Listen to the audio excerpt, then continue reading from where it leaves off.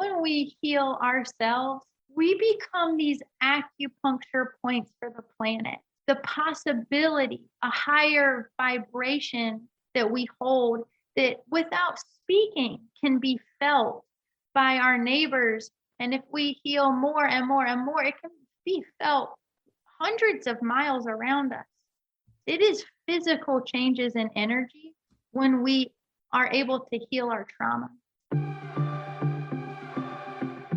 So you've been to a few or maybe many yoga classes and you are hooked. Somehow you feel better, kinder, more connected to yourself and those around you. Your friends view you as a hippie now, and your parents, well, they think it's a phase. Regardless, when you are on your mat, you are home. Yoga teachers and students, come learn how yoga can help you navigate the daily grind, breakups, your anxiety from a place of clarity and compassion. Welcome to the Modern Yogi Podcast, hosted by me, Laura Siljander. Misfits, earthlings, yogis, take a deep breath, check in to see how you're doing, body, mind, and soul, because you have arrived.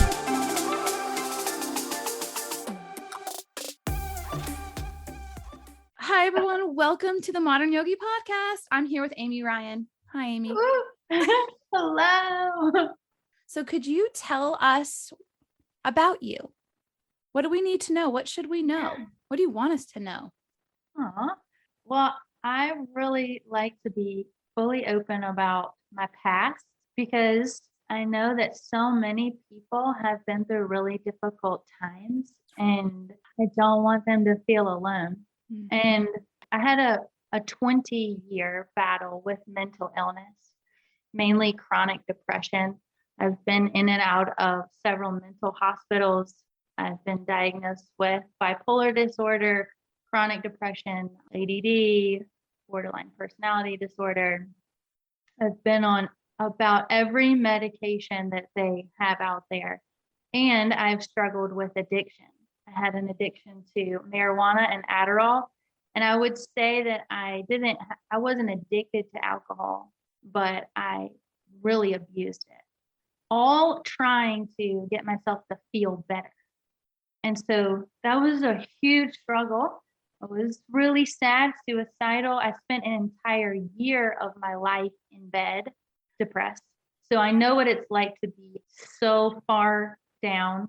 I feel like there's no way you can come through and be happy. And I struggled and then decided that, okay, well, if I'm going to stay here, then I've got to find some relief. And I just started learning as much as I could.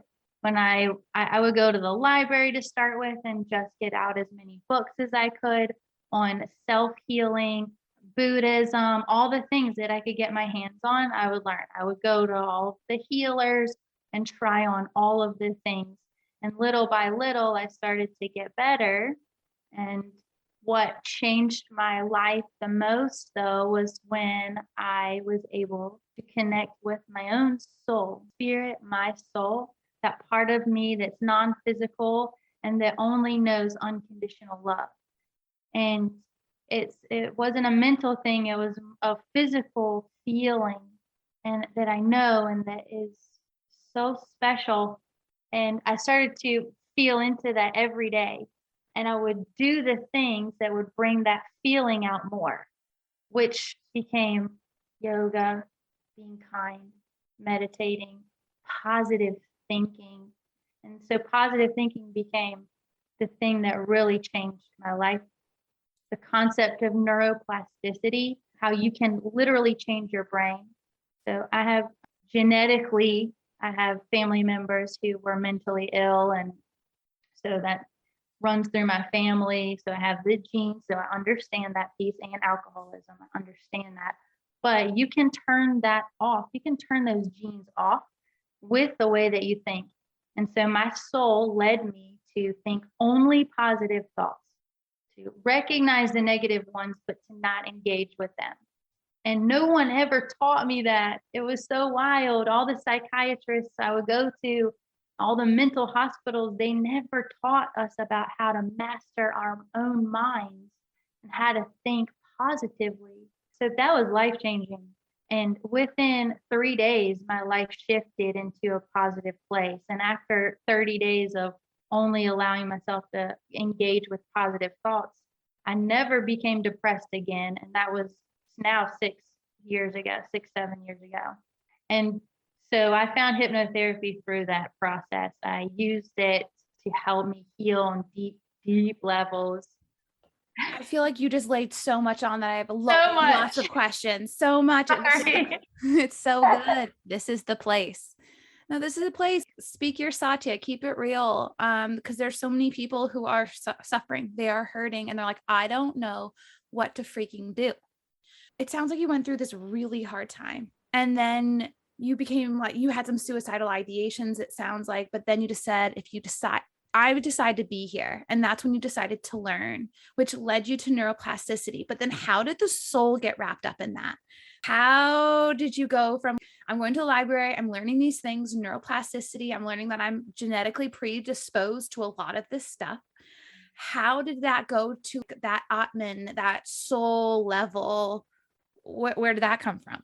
I teach yoga at this place called Lifeline. Mhm. It is a center that helps people who are going through addiction. And gosh, I resonate with them so much because here you are, you're feeling miserable. Your mind loops in the misery. And so, as long as all of that's going on, you feel bad, you're thinking bad, you can't feel your soul. You can't. You have a super busy life, even. Let's say you have no problem with drugs and alcohol, you have a super busy life. It's so hard to feel your spirit. You have to slow down. But when I would slow down, I wouldn't feel comfortable. I didn't like that. So it was when I started hot yoga. I had this injury from CrossFit, and I was on, right. I had my CrossFit experience. I was on crutches for 3 freaking months from CrossFit. Bless those who love CrossFit. I get you. But so somebody said, try hot yoga. And the first day I went into Be Unlimited actually. And oh my gosh, I was sold. It was awesome. And that big workout got enough energy out of me. So when I went into Shavasana, that last 10 minutes where you're quiet, I started to feel my soul. I had to have that big exercise of physical release to then be okay enough for just 10 minutes getting quiet. In that space, I mean, Patanjali is just amazing. I mean, whoever Patanjali is, whether it's a dude, a group of dudes, I don't even know. You don't know. No one knows. Move the body, change your mind. We like sweat out the demons. So true. No, I hear you. Can you describe your soul felt like, sounded like? What was that experience like? Was it like coming home?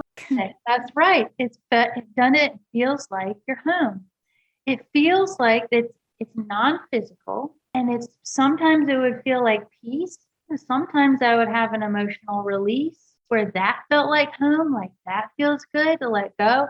Sometimes it's just this sweetness of, oh, that's who I really am. Mm-hmm. I'm not my negative ego. I'm not my past or my future. I'm that sweetness that loves and is kind. It's a feeling. It was more of a feeling in my heart than any messages in my mind. Meeting with your soul, that connection. Is it easier for you to return to that space now? Or do you still have to kind of like silence whatever you want to call it, the demons, the inner critic, the loop? Does it get easier over time for you to go to that space of almost like healing? Yeah, because that's where our greatest healing happens, is when we're calm and quiet. The negative ego is so loud. The negative ego screams and is so loud. So our soul whispers, and it whispers in feeling. And the language of the soul is more feeling, but yes, you can also get messages, of course, positive ones that are uplifting and empowering. In the beginning, it was a new thing to dedicate myself every morning to start my day off connecting with my soul in quiet time. You can call that meditation, you can call it whatever. It's just, and it's unique to you, whatever works for you. There's no right or wrong way to connect with your own soul. but making that a priority in the morning, because when we wake up, the default will go to our negative ego. And then that's where we'll walk through our day leading with. And then making time throughout the day, go to the grocery store. Oh my gosh, I get pulled off center, even just doing that, So maybe before or after I come back to the car, I'm like, a couple of breaths, coming back to my soul. Now, after doing that for 6 or 7 years, it is just part of my life that I really enjoy. It's not that I use willpower to make myself do it. It's just part of how I like to live my life, because when we live our lives from that place of our spirit, that's where we're our most intelligent, our most powerful, our happiest, our most joyful self, unconditionally loving, unconditionally forgiving. So there's all of that. So why wouldn't I want to go into that as often as I can? Someone's like, this sounds good. I'm in. I want to do this. Like, I practice yoga, but I don't connect my soul like this. What would you tell them?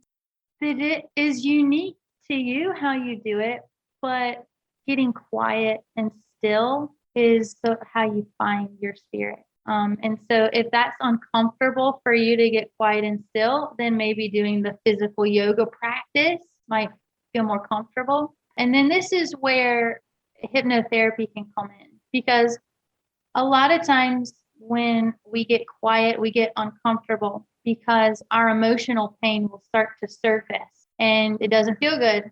And so with hypnotherapy, we go into the subconscious where we store all of that emotional trauma and we heal it, and it's released from your body. So then over time, it becomes more and more comfortable to get quiet and still. That's just one of the ways. Well, let's talk about that way, because everyone's talking about it. Everyone. First of all, is it hypnotherapy or hypnosis? You can call it either. Some people can call me a hypnotist. I don't really resonate with that. There are rules in each state where you live on what you're allowed to call yourself. But I almost like to say that hypnotherapy is deep guided meditation.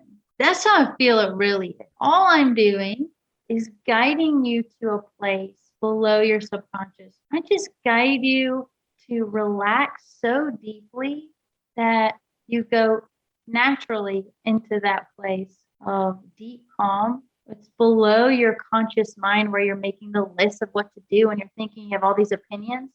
I wanted to ask how you got into it, just starting from the beginning first, of what made you say, I want to try this. If you feel willing to share about how it went, was it weird? Were you open? I have a spiritual mentor, and she said, hey, I do hypnotherapy, and I think we should try this on something that we were working on, some emotional trauma from my past. And I was like, absolutely, because I trusted her so much. I love her so much. And we did it, and I loved it immediately. Oh my God, it's so nice because you just get to relax. You get taken down to this place of such calm. It feels so good. And then you can explore things that when you're conscious would make you maybe uncomfortable or really upset. You explore them from neutrality almost. So you're not reliving these things, you're reviewing them. And from that place, you can look at them and find ways with your hypnotherapist to understand them more deeply and then heal them completely.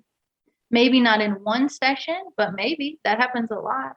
It might take multiple sessions if what you're trying to heal has been there for a long time or was very traumatic. So I found immediate healing on that first one, and I've never had to go back and do another session on that specific trauma. And so I was sold. I did years of talk therapy, and talk therapy is wonderful in its own right.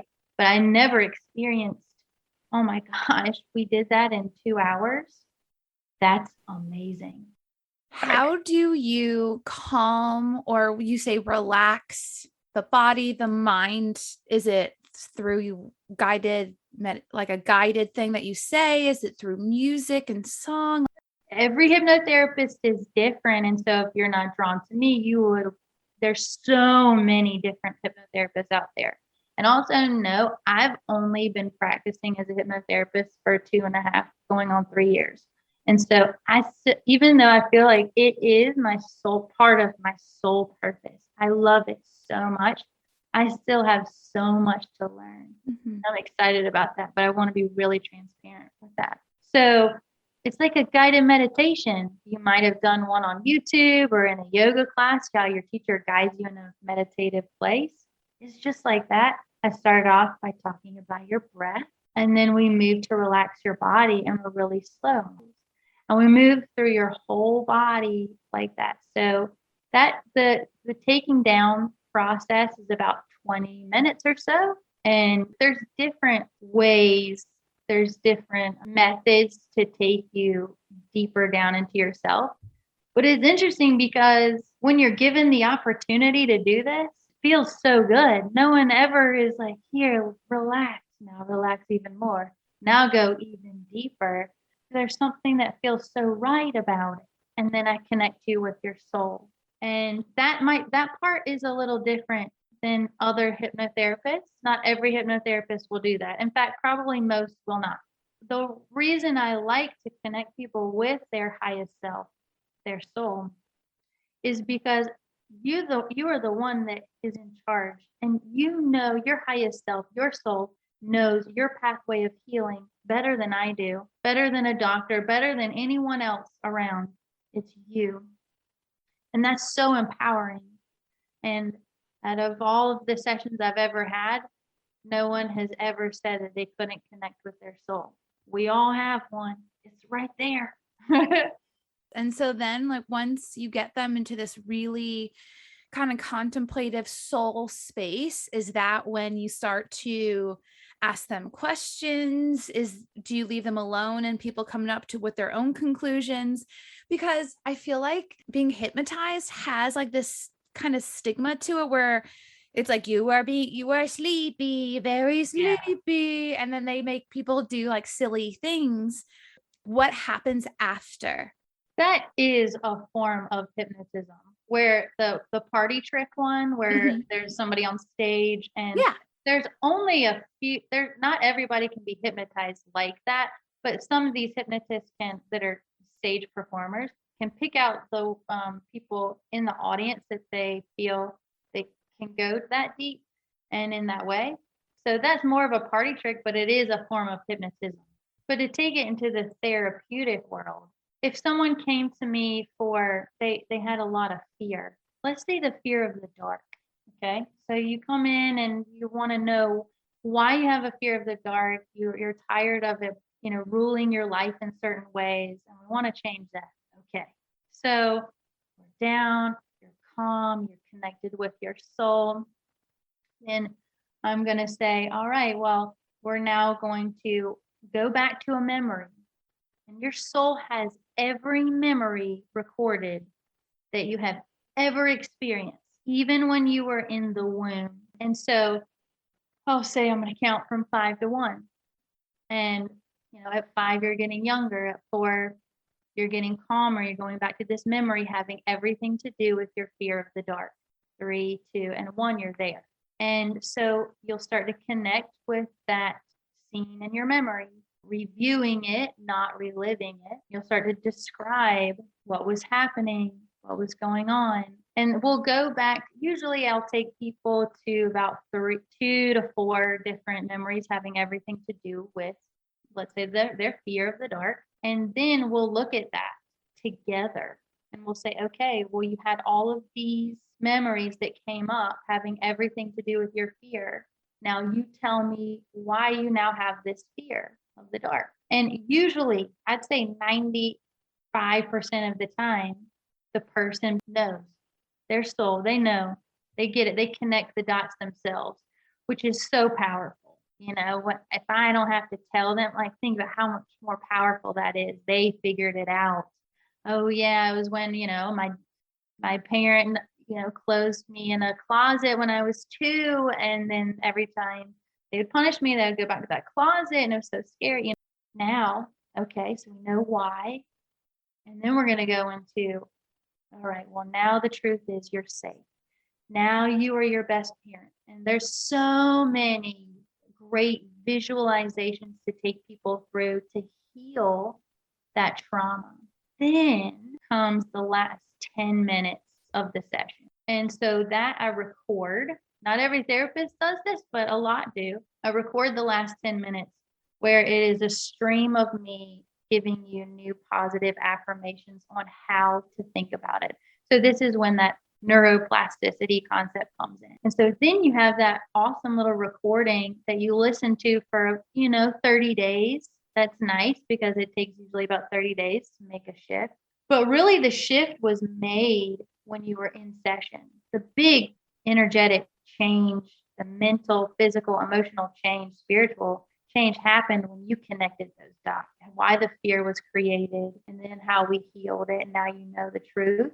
Just the conscious mind takes a little bit longer to catch up with what happened in the subconscious. And so that's why it's nice to listen to that recording. Some people listen to it every day for 30 days.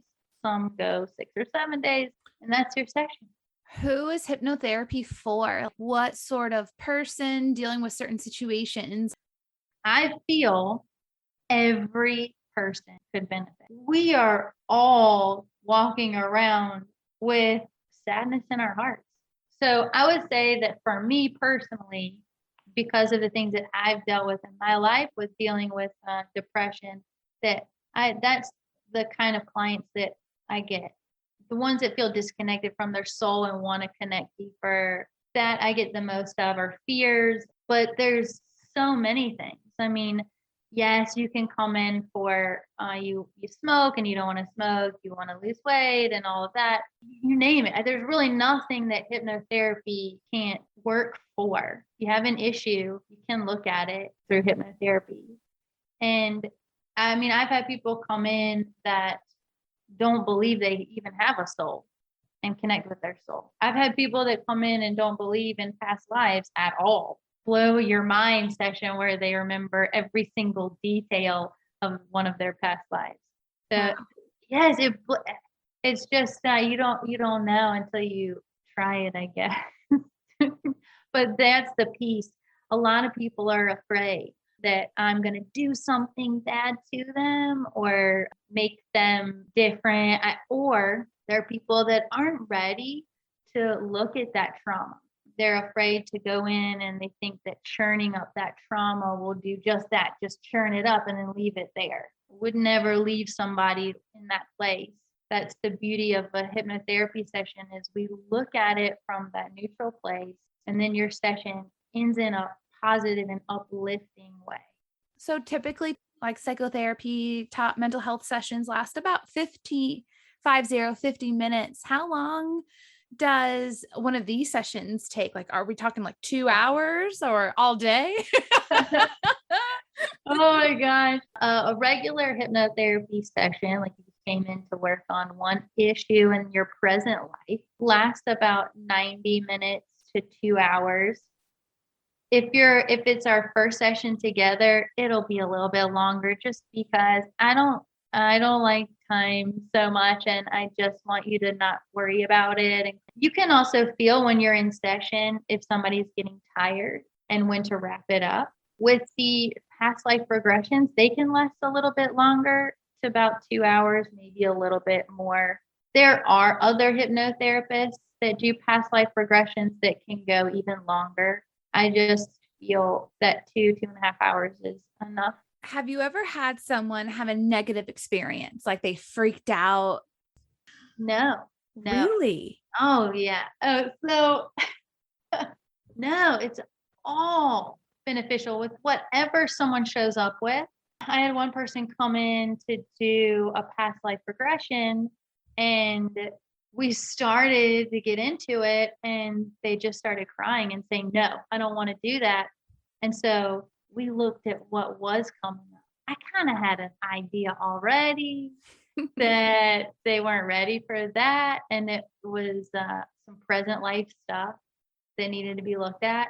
So I meet you where you're at. All hypnotherapists will too. We don't project. We don't push. We meet you where you're at and just love on you and hold a healing space for right there. So in that space, it's hard to have a bad experience, you know? So you keep bringing up past life regression. I do. Let's get on the same page. What Okay. is it exactly? What is past life regression? Sure. Well, most everyone has had a past life, and most have had many. What's Planet many? What's Earth, many? well, planet Earth is an awesome place. A lot of different souls are drawn to come here. There are some humans that have been here since the beginning, and those have had the most lives.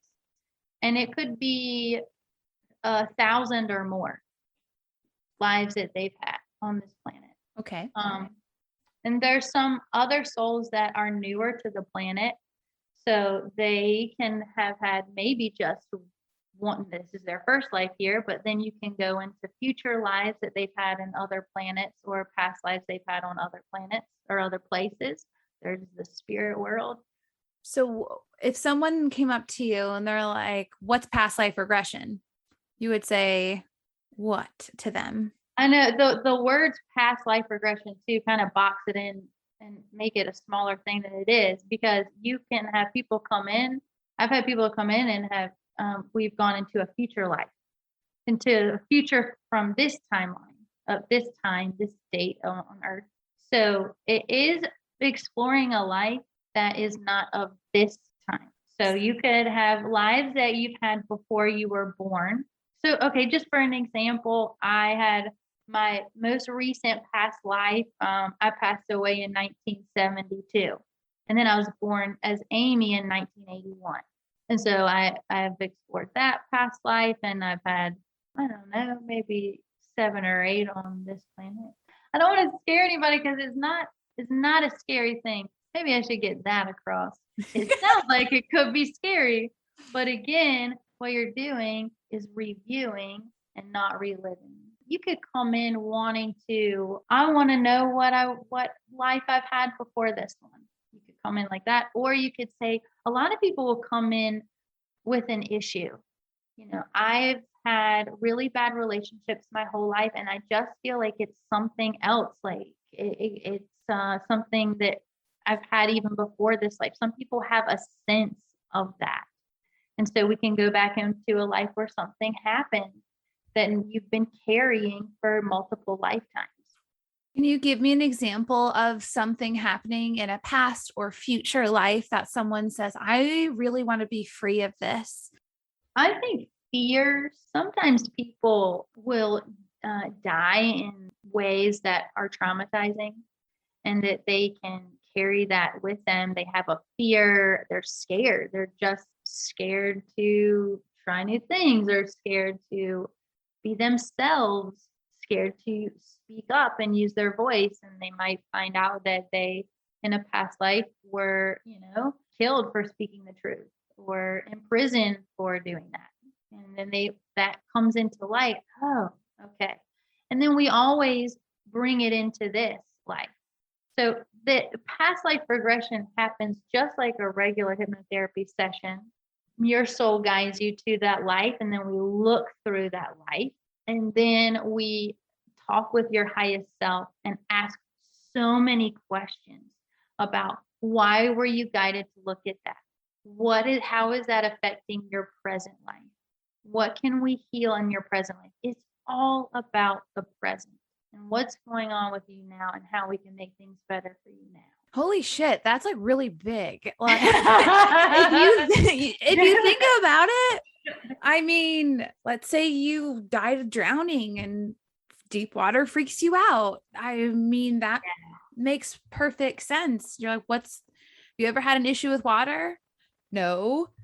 Have you ever drowned before and you were okay? No. Like, it could be like some scar or just like this past life situation that freaked you out. You died, or you went through this experience in a past life, or I guess future, which I've never heard. Thank you for explaining that. And it's freaking you out. So I'm thinking about things like fear of heights, or again, fear of water, or just, I like the one that were like, fear to speak your truth, because were you incarcerated because of that? So this stuff kind of makes a lot of sense. I call them irrational fears.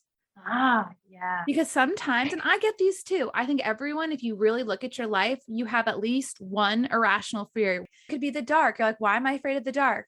Nothing's happened in the dark. I'm okay. There's no one here, just me and by myself, or me and my spouse, me and my dog. It makes a lot of sense, especially with some of the people that I feel like I'm stuck on. We're stuck on this irrational fear. We can't quite get past it. Is it from a past life? And I'm not addressing it in such a way where that's the space where they need to heal from. I guess as like a mental health coach, I'm having like an aha moment. Send them to Amy.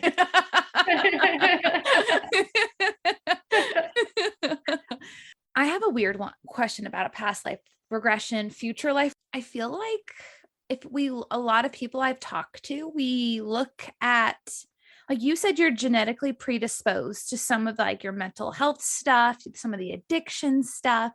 I think that if a lot of us look back at our family members, whether that be aunts, uncles, grandparents, keep going, that there's a lot of patterns of hurt. Like, oh, grandpa hit the bottle pretty hard. And so now, my aunt hits the bottle pretty hard. Now my mom hits the bottle pretty hard. And now I'm hitting, I'm wondering, is that past life regression, or is that more like ancestral trauma that we're carrying with us?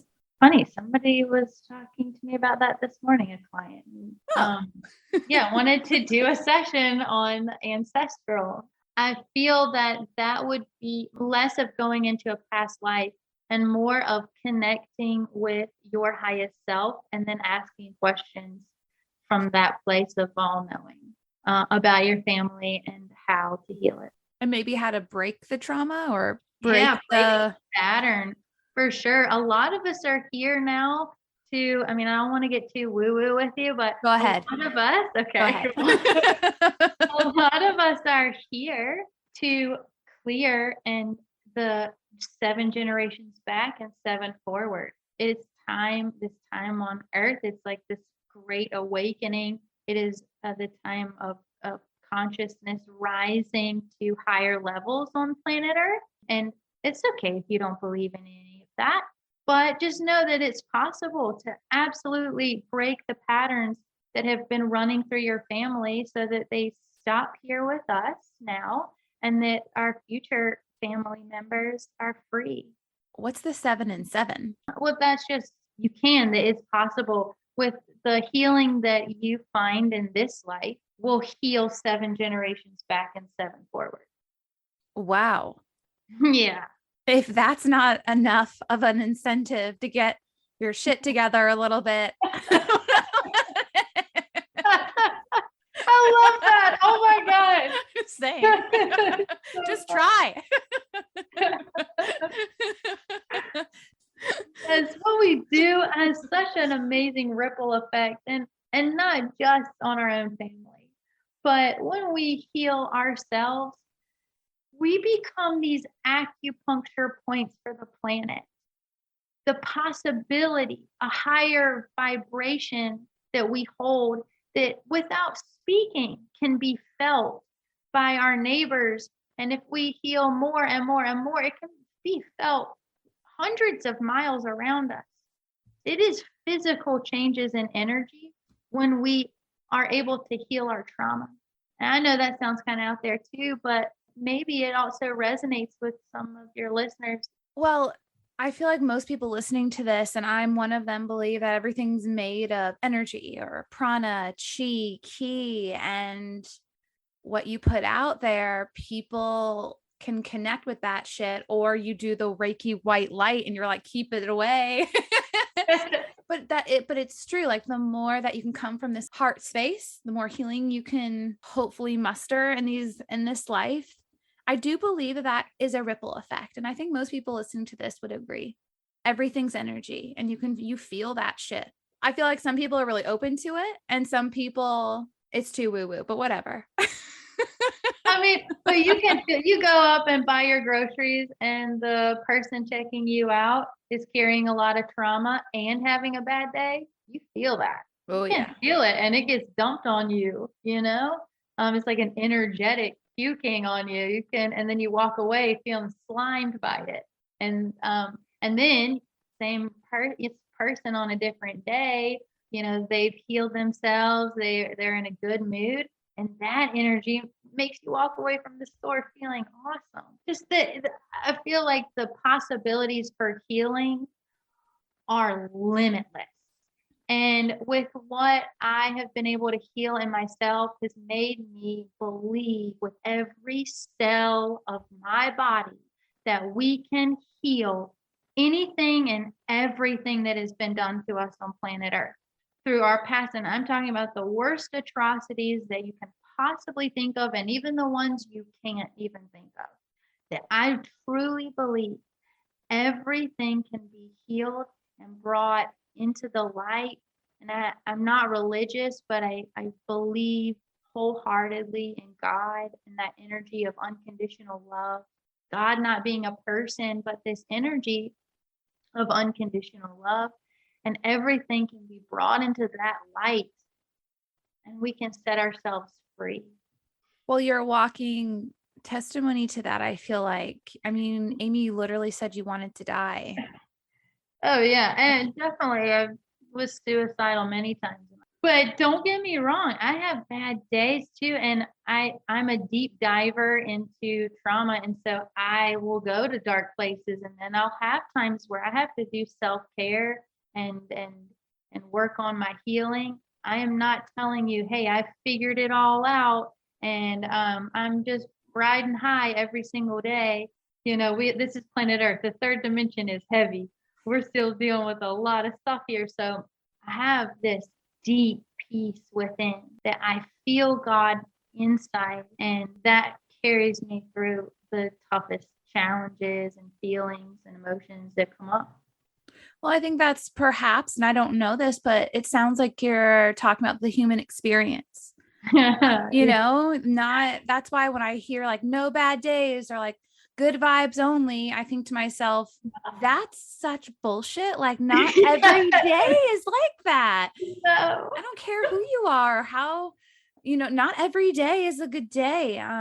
But I do believe that if you've done the work, you can have less bad days. Yeah. You can have less bad days. And it almost sounds a little bit like the last limb of yoga is samadhi. And I feel like that's a really hard one for me to try to teach people. And I teach students 3 times a year samadhi. And it's this like unconditional love and peace within you. But life gets loud. We can't hear it, see it, feel it, but it's there. But we're so disconnected from it because we're busy, right? We're busy and like bad stuff happens and we get sad and we get burnt. But it sounds like the more you can heal, the more you kind of like scrape away and get back to that space, that soul space, that heartfelt space where you and the divine or you and God can connect with each other. You can have less bad days, but there will be shitty days. Yeah. There will be. Absolutely. I resonate. I put the word out there on social and I was like, hey, like I'm doing this interview. Who's got questions? And so took a few from what I was sent. Let's start light. Oh boy. Right. What does training look like to be a hypnotherapist? Yeah, got it. Okay. Well, there's lots of schools. I personally did 2 different ones. I did an online program with Marissa Peer. She's over in London. She's been doing it for 30 years at least, and she is amazing at what she does. And her technique is really, really fast, and it's less spiritual, but I learned so much. And then I did another school, which was in person with a woman named Bryn Blankenship. And she is wonderful. She's written books now on hypnotherapy. She is taught in schools. She's over in Hampstead, so it's really close to Wilmington. She has a website. So that's the piece where I learned more about the past life regressions and or the when you're in utero, connecting with those memories. I will put that in the show notes. Someone asked if they're walking into like a past life regression session, can you start from the top? What does that look like? Well, I first start levitating. No, and then there's an om behind you, like chanting. Yes, how did you know? That's amazing.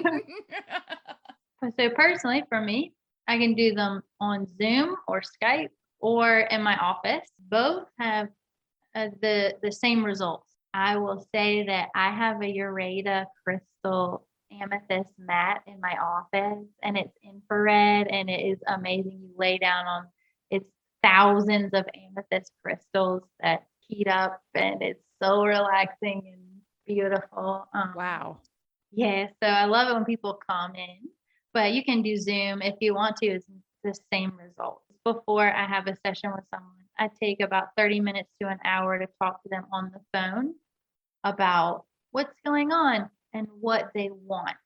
That in mind, we'll go into session. And so it's you lay down, or I have a recliner. The past life regression is a little bit different. I'll take your soul into a corridor, a hallway of doors. And it's your highest self that will choose which door, which life to look at with this particular intention maybe in mind. And then you'll show up in that life. And it's so interesting how people remember in different ways. So some people remember and they're very visual, and they can tell you every single detail and how everything looks, the color of their shoelace. And some people hear things. Well, I'm more of a knowing, like I see less, I'm less visual, but I have more of a knowing. Oh, I just know it's there. You sense it. So we'll take you back to that first scene that comes up, and then you could start in the middle of that life or the beginning or the end, but we're going to explore from the beginning to the day that you pass away. And then once you go into the spirit world, after you left your body, you go into the spirit world, we'll connect with your highest self again, and then do a life review. And that's where we ask all the questions that you want to ask. And I have, lots to help guide you, but you'll get all your answers on the whys, why this happened. Then we'll loop it back into how this affects your life now, any messages from your highest self as well. And with that one, I don't do a 10-minute recording at the end, but I record the whole session. This sounds so interesting. What is the rate of success, would you say? Is there anything that a client can do to lessen their rate of success? I guess success is a funny word. They walk away feeling like they've moved on from that trauma, or life is easier now. They put it together. In therapy, it's when you think about the trauma, does it still evoke like that fight, flight, freeze, holy shit feeling? Or are you more neutral? You're like, okay, this thing happened to me, but you're more of an observer rather than an active participant when you think about nervous system wise. Does that make sense? Absolutely. That's a huge goal, it's an absolutely possible goal. When the nervous system being pinged is so uncomfortable. People with anxiety, all of that. So if we can remove what created that fear, then you won't have those triggers anymore. Mm-hmm. But yeah, measuring success. I've never had someone come away and say they wish they hadn't done it. There's always some sort of shift. And I really believe that it's your highest self, your soul that's in charge and guiding you to what will help you the most. And so it might be a small shift today. Mm-hmm. Maybe down the road, you'll do some more sessions and have a bigger one. But it's all what is in your highest expression. And I'm wondering, does the conscious mind ever get in the way? Yeah. Yeah. And I can notice as soon as it does, I can see somebody start to go back up into their conscious mind, and I'll just guide you back. If someone thought like, I really want to meet with you, or I just want to learn more about this, where can people go to connect with you? I have my website, amyryanhypnosis.com, and it explains everything on my website. I have some free meditations that I just recently put up. I have 3 free ones. One is a 7 morning meditation, and another one is how to ask your soul yes and no questions. And that's about a 20-minute guided meditation. And the third one is an addiction soother. So if you're someone who deals with addiction, and even if it's addiction to negative thoughts, this meditation will be helpful and supportive and healing from that. And so there you can listen to how I work and get used to my voice, and maybe you resonate with me, or that's the place where you find you don't resonate with me. But my past stories I have on my website, on my about page, and on my blog.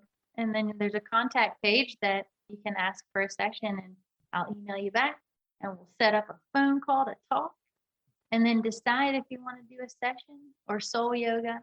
I walked into your class and I went, finally, like someone is talking half about asana, because, we have to move and breathe, and pranayama, but you're also talking about the soul, the spiritual aspect of this practice, which I feel like you added in that spiritual component that I feel like a lot of teachers either don't, that's not their jam, that's not their sauce, but it's my sauce and I want to eat it on toast. So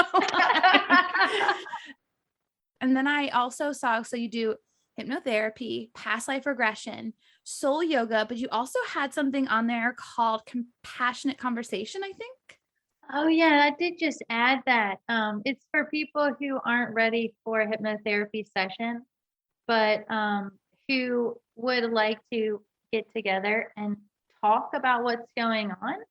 And then I'll guide you into a gentle guided meditation that is not as deep as a hypnotherapy session, just so you can get the feel, but also it might just be enough for you and you don't want to go into that deeper place. With all of the healing modalities that are out there that we look into and try on, the thing that is the most important to me is to teach people how to find it within themselves. We can save ourselves. We don't need someone else to save us. It's us who will save us. I could probably do this for another hour with you. I feel like I'm scraping surfaces. There's so much underneath, but thank you so much. I'm so grateful. Thank you. Well, there you have it, yogis. Amy Ryan. Check her out. Check out the show notes, and remember to practice compassion with your thoughts, speech, and actions. Namaste.